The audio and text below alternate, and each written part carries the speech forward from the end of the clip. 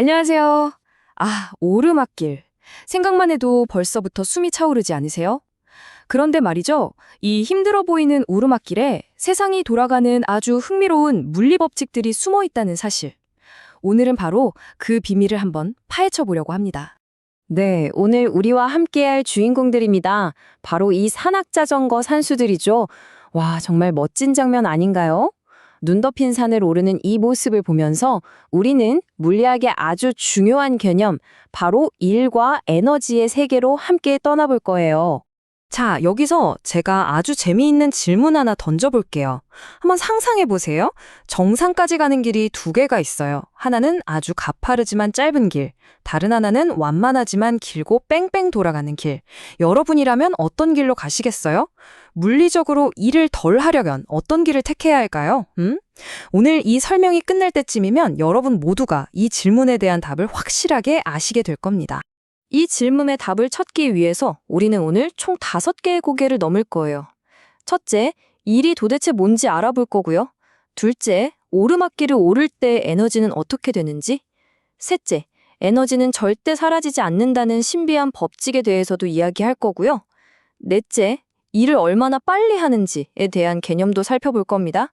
그리고 마지막으로 이걸 다 종합해서 그래서 어떤 길로 가야 하는가에 대한 최종 결론을 내려보겠습니다. 좋습니다. 그럼 첫 번째 고개부터 넘어볼까요? 바로 일이 대체 뭐냐는 거죠. 우리가 보통 오늘 일하기 싫다 할 때 쓰는 그 일이랑 물리학에서 말하는 일은요, 이게 의미가 완전히 달라요. 뭐가 다른지 한번 제대로 들여다보죠. 물리학에서 일을 했다고 하려면요, 딱 2가지 조건이 만족되어야 해요.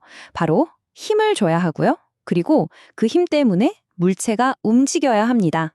힘, 그리고 움직임. 이 둘 중 하나라도 빠지면 그건 일을 한 게 아니에요. 바로 이 그림을 보세요. 이게 핵심을 딱 보여주네요. 이 사람이 지금 땀을 뻘뻘 흘리면서 상자를 밀고 있잖아요. 그런데 상자가 어때요? 꿈쩍도 안 하죠. 그럼 물리학적으로 이 사람이 한 일은 얼마일까요? 놀라지 마세요. 정확히 0입니다, 0. 진짜 재밌지 않아요? 그럼 한 일의 양을 계산하려면 뭘 알아야 할까요? 딱 3가지만 기억하시면 돼요. 첫째, 힘, 얼마나 세게 밀었나. 둘째, 이동 거리, 얼마나 멀리 갔나.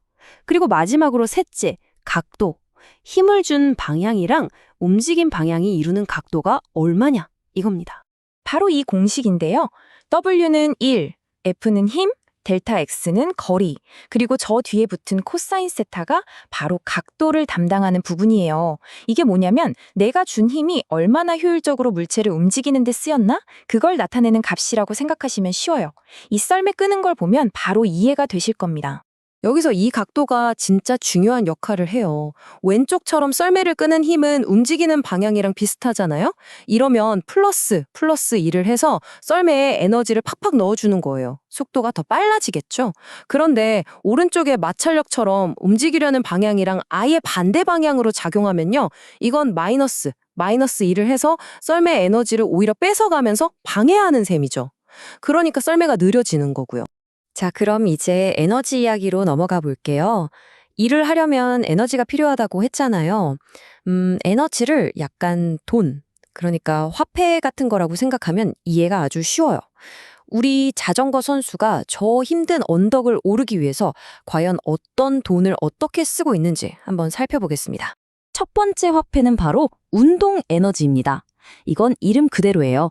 움직이는 물체는 무조건 갖고 있는 에너지입니다. 자전거 선수가 막 페달을 밟아서 속도를 쫙 올릴 때 바로 이 운동 에너지가 팍팍 늘어나는 거죠.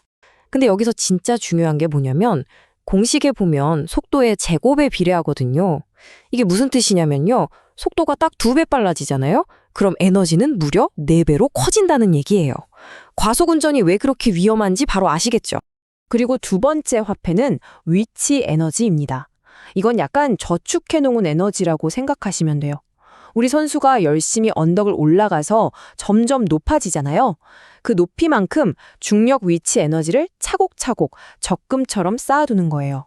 그리고 또 하나는 바로 우리 마취총, 기억나시죠? 그 안에 있는 용수철처럼 뭔가를 꽉 누르거나 쭉 늘렸을 때 저장되는 탄성 위치 에너지입니다. 그리고 이 일과 에너지를 하나로 딱 묶어주는 아주 중요한 원리가 있어요. 바로 일 에너지 정리라는 건데요. 이거 아주 간단해요. 어떤 물체에 일을 해주면 그만큼 그 물체의 운동 에너지가 변한다. 이겁니다. 그러니까 일이 원인이고 에너지 변화가 결과인 셈이죠. 자, 이제 물리학에서 가장 아름답고도 강력한 법칙 중 하나를 만나볼 시간입니다.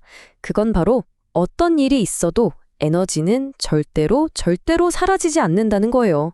그저 모습만 살짝 바꿀 뿐이죠. 우리가 방금 전에 두 가지 에너지 화폐를 배웠죠.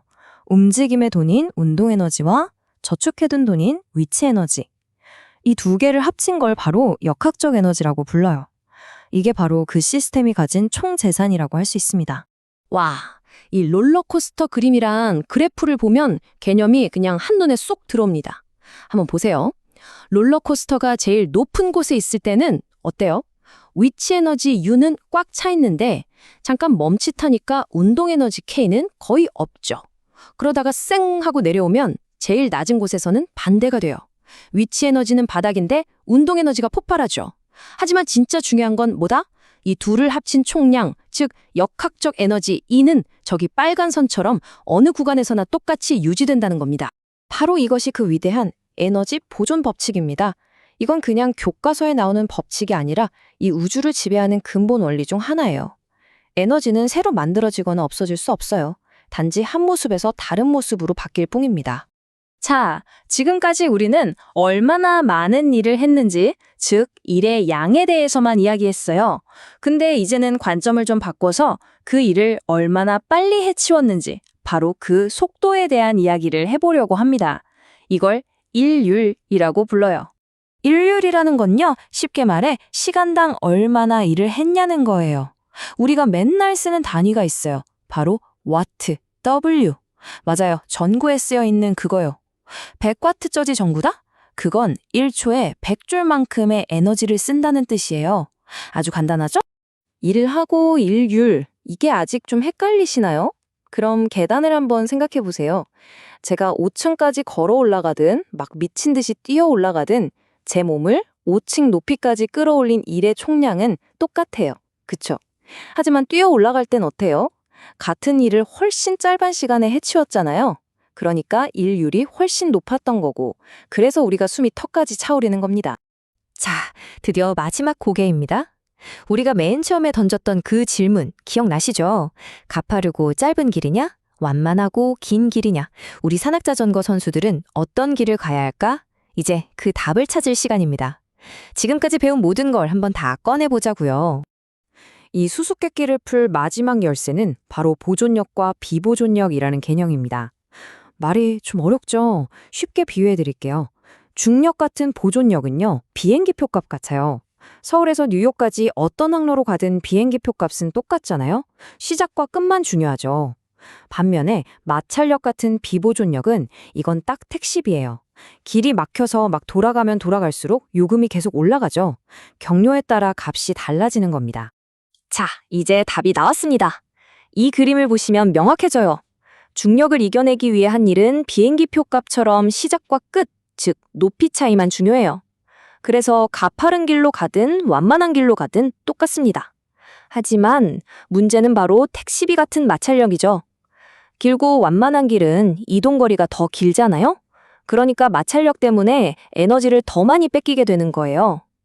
결국 마찰까지 생각하면 더 긴 길이 결국 더 많은 일을 해야 하는 셈이 되는 거죠. 그럼 마지막으로 제가 여러분께 질문 하나를 던지면서 마무리할게요. 우리가 방금 마찰 때문에 에너지를 잃는다고 했잖아요.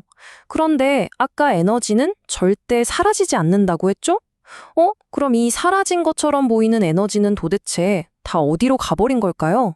힌트를 드리자면 타이어랑 땅이 막 비벼지면 뭐가 나죠? 네, 바로 그겁니다.